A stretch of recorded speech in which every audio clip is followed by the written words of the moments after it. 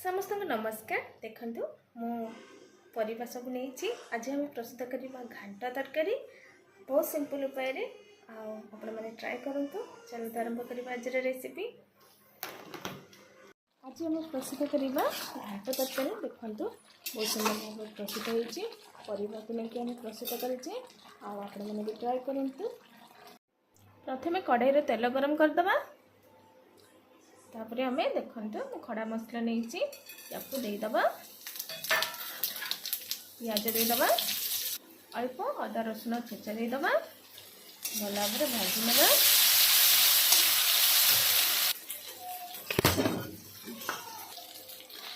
चना डाली नहीं भेजे नहीं याकू दे भाजी नवा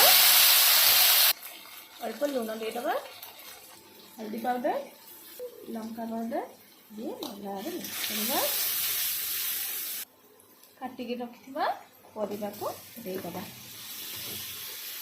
भल भाव मिक्स करके कवर करके आपको कषिबा सिझिबा को नरम होगा को छाड़दबा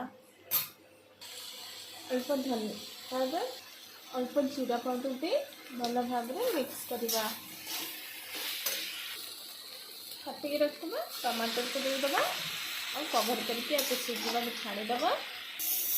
देखो टमाटो नरम हो सारी आम भल भाव मिक्स करके भल भाव कषि बर्तमान आम कि गरम पानी नहीं आम देदबा केवे भी ठंडा पानी दबानी गरम पानी देदबा भल भाव मिक्स करदबा आम कवर करके सिझा छाड़ीदबा।